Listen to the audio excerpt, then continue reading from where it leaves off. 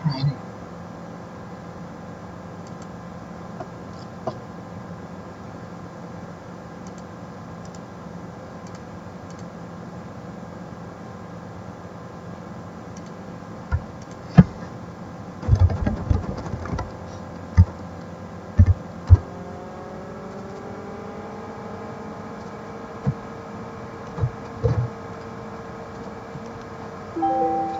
We are testing my live broadcast.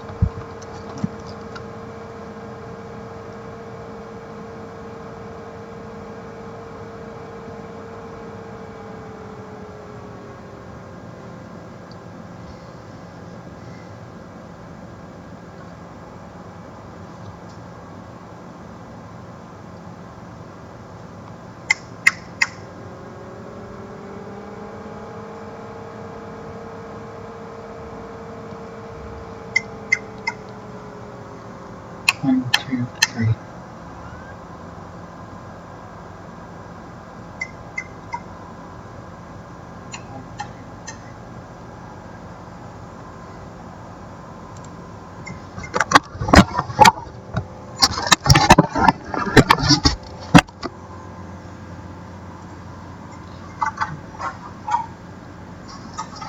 There is a live broadcast. You can see the board. This is a live broadcast. This is just a demonstration broadcast.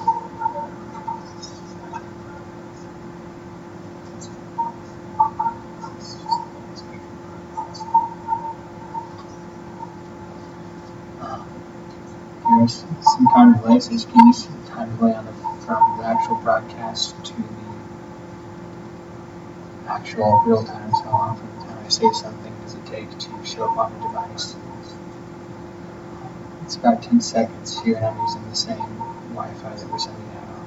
So if you're farther away than BYU, Idaho, Rexburg area, it may be longer. I still don't know how commenting works. If there's a live chat, yes, looks like there may be a live chat on this as well. So we may be able to set this up later on where someone is able to do a live chat. So here we'll probably have a different webcam than the laptop one. So someone can sit in the front of the room with the webcam pointed at the front of the whiteboard area. And whoever's presenting can present, and then they can respond via computer texting for its people who are texting or messaging in comments, and so they can handle those who may be here or participating elsewhere. So real quick, I am going to send this link on to a few people.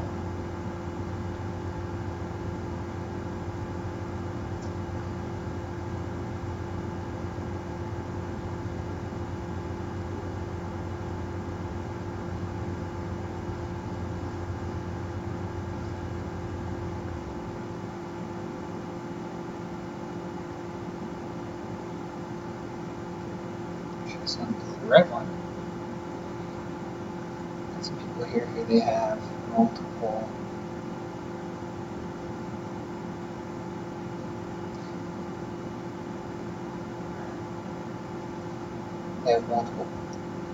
phone numbers, and so if I send you to the wrong one, it won't get where it needs to.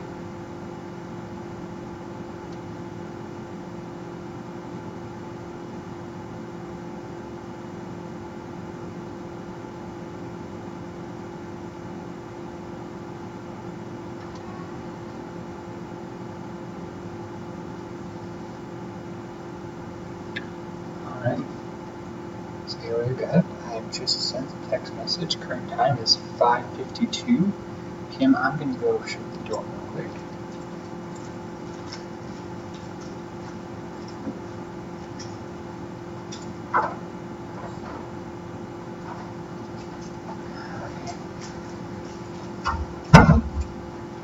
Sorry about the delay. Let's see if I can make this bigger on my screen so I can at least see what I'm doing from farther away, because that's much better. Whereas before I was thinking about a screen, about the size of my phone, But on my laptop, it's standing 5 feet away. It becomes very difficult. So, anyways, Linux Society, for those who might be interested in, I don't know how well you can see this on the camera on the laptop. I said hopefully next time I can bring my camera from home. It's got a much better resolution. Although the one on my laptop's pretty good. But it does high definition, but for what we're doing, we probably don't need high definition. So because we're trying to film at a 720, and I think I'm only kicking this out at a 480 resolution. You probably really don't need all that high resolution because that takes more time for the decoder and stuff to encode the video and send it out on the stream. Anyway, so we have Linux Society here. We meet Thursdays at 2 p.m. and 5 p.m. 5 p.m. as of late, no one's been showing up. What I'd like to do is get more people doing that so we can do this more often. So if there are students who are off campus or online students, pathway students, anyone who'd like to be involved in Linux Society who's not here, this way we have a means of giving them a way to participate, something they can do or tune into. This will maybe potentially also be on YouTube. I don't know for sure on that just because there's whole university relations, policies, and things we'd have to get sorted out. But this is just a kind of a dry test run. I'm just trying to see how this works and see if it's feasible. I may also send that text message on to a few other people just to check. I only have 16 minutes left on 16% left on my battery for my phone. So let's go ahead. I'm going to forward this on to a few other people.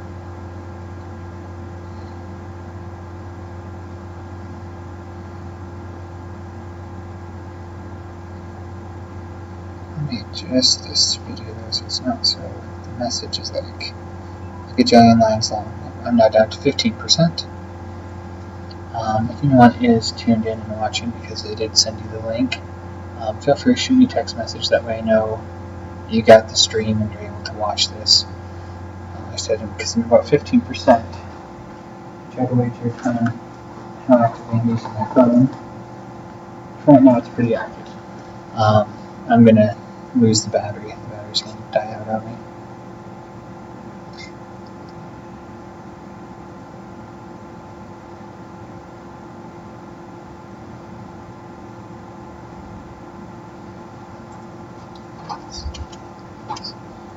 You can kind of see. I'm going to fix the S for anyone who might be joining in.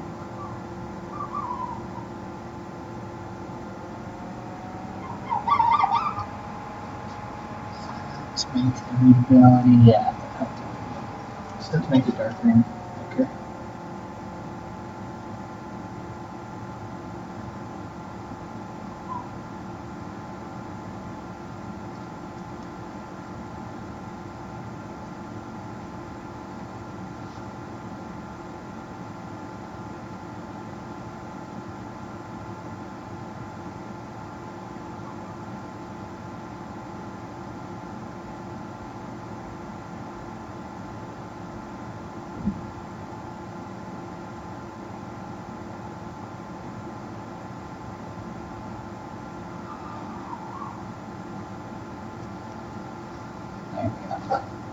Now I can see that from here just by looking on my computer screen.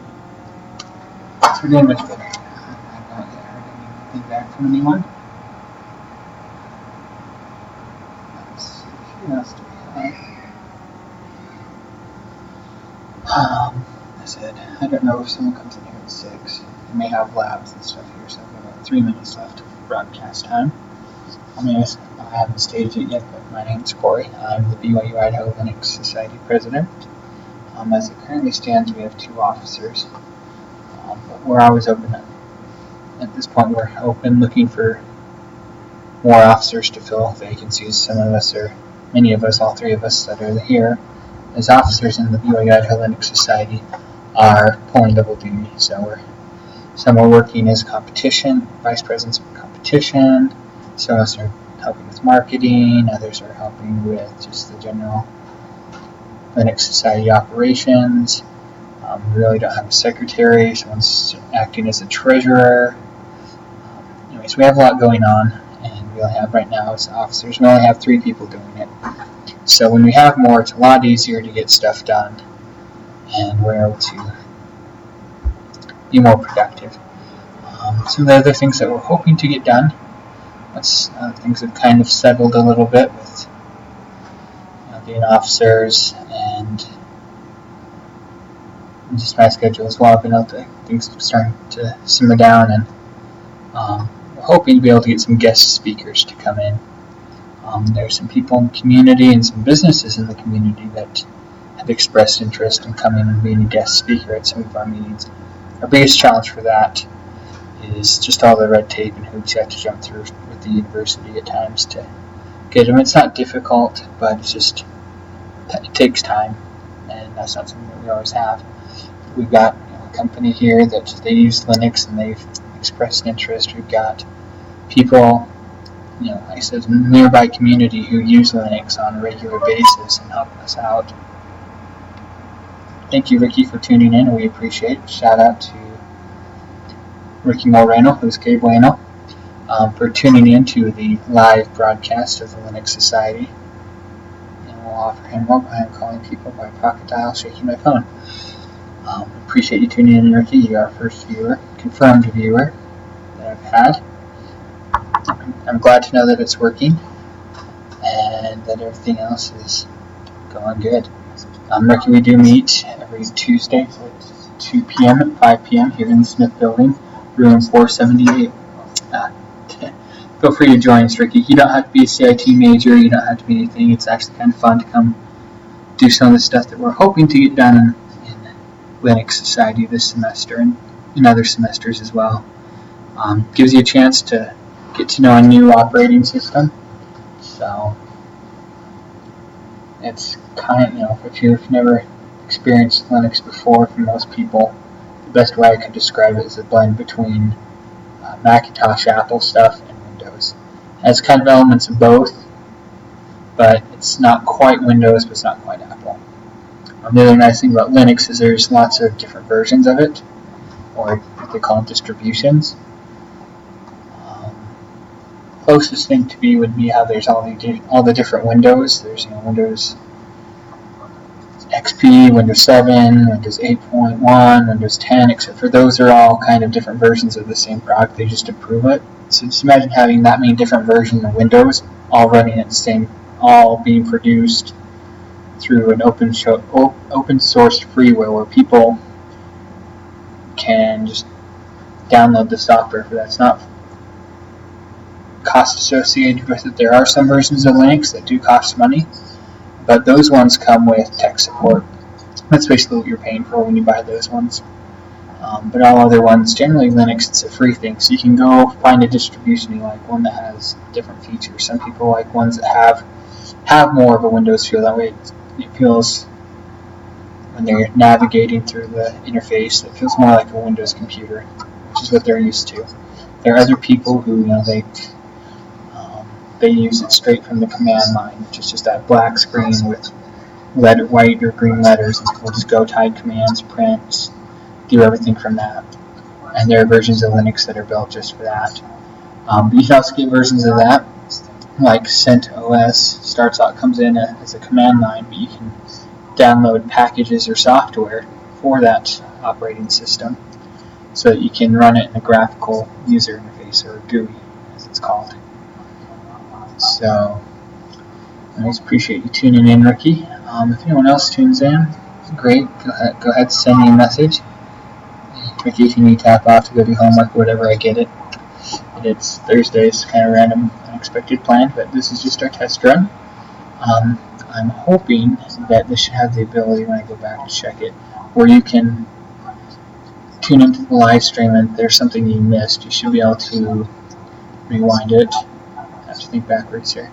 My computer screen, this would be backwards, but for you guys, this is backwards. So you can rewind, click anywhere here on the bar, wherever the live bar, click and drag, and you can drag it back and start from the beginning. So, although given this video, I don't think anyone wants to sit here and just watch me babble on for 20 to 15 minutes. as I just try to kill some time and see how well this works. I'm able my phone so I can confuse that. Let's turn it off. Anyway, some of the other things that we're doing at Linux Society, we are working on getting some t-shirts. We've got some t-shirts. Yeah, rough outline. Here's a t-shirt. You can see that in the video.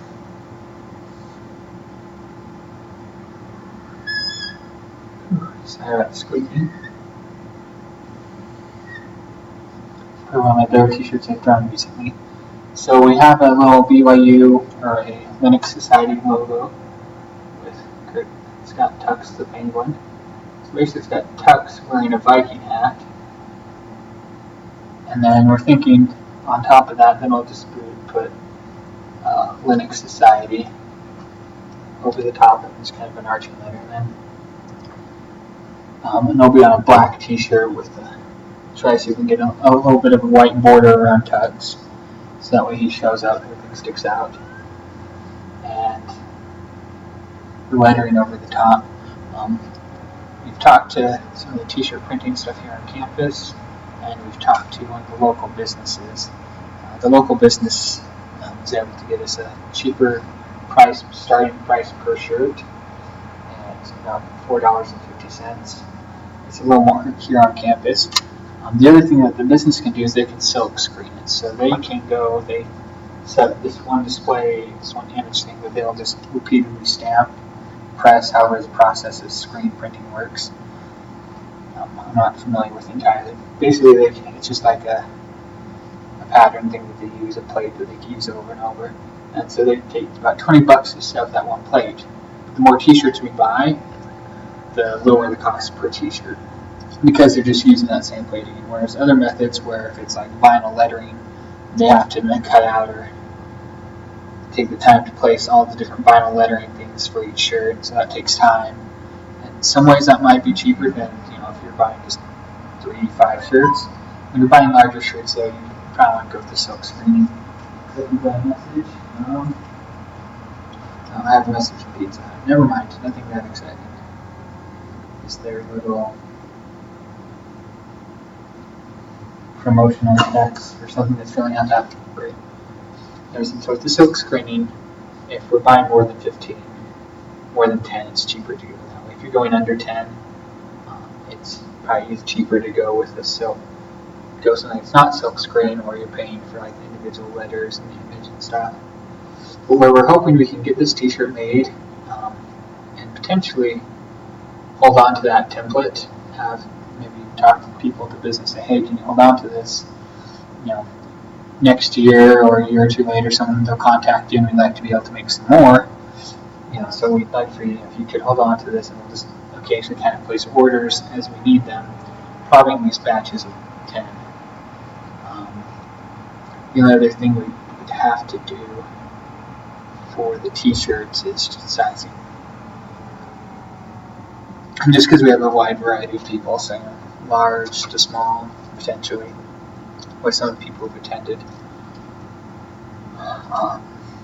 Other than that, that's about what we've got going on this week in Linux Society. We had some stuff earlier today in our actual 2 o'clock meeting. I sat around here at 5. It's now 6. After 6, no one's showing up for the 5 o'clock meeting, which is okay for today. But we talked about there were some possible job opportunities. We talked about some that were IT related. There was one we actually found that wasn't even specifically IT related, but it was just kind of opening up tomorrow, as well as a convention and a kind of cyber security competition that's coming up in about a month down in Salt Lake. I've got an email for that. If anyone's interested, they can send me an email or send it to the Linux Society byui@gmail.com email, and I can pass that email on to you so you can get all the information you need. But basically, we've got our promo code, so if we want to send a team down, the registration fee for a team from the school to compete in this competition has been waived. The only thing we'd have to figure out is paying for like the housing, I'm thinking like a student, for the hotel, just the lodging. If we were to go do that, it's about a 4-day, to 4 day competition thing where you go and probably work on different things each day. It's not like it stretches out 24 hours each day. And then in order to receive the awards, one of the little stipulations they have as part of the competition is the entire team has to be there at the award ceremony, otherwise they forfeit the prizes, which some of them, at this point when they sent the email out, the prize, there was a pool of money, about $500 worth that was they'd had for sure, and then they said that pool of money was also increasing. They also mentioned that while you're there, it's a great chance to network, meet with other people who do security or other kind of IT positions. So they'll be there, there'll be businesses there, so kind of like a little job fair, but also just a convention talking about open source software and things as well. Anyways, thank you for tuning in. I'm going to close down the live broadcast, so there may be a little bit of feedback, or delay if you're still just now tuning in. But hopefully this is something we can possibly set up for future Linux Society meetings, especially for this 5 o'clock meeting.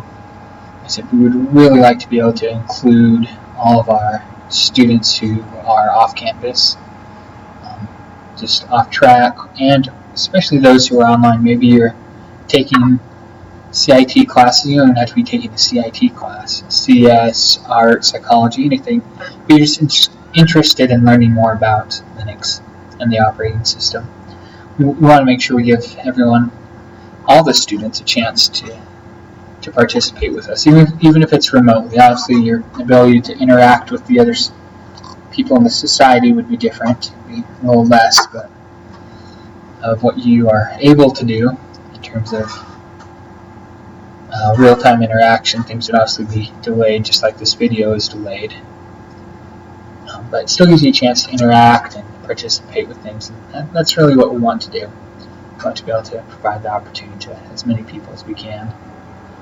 So, anyways, again, thanks for tuning in, and hopefully we can get this set up next week, and I can get this started up right away. So it took me about 20 minutes to go figure out all the software and get YouTube configured and everything else. So now that I have all that software down, it should be much faster next time, and we can I'll be able to do a longer broadcast for anyone who would like to do that. Thanks for tuning in, and we will catch you guys later.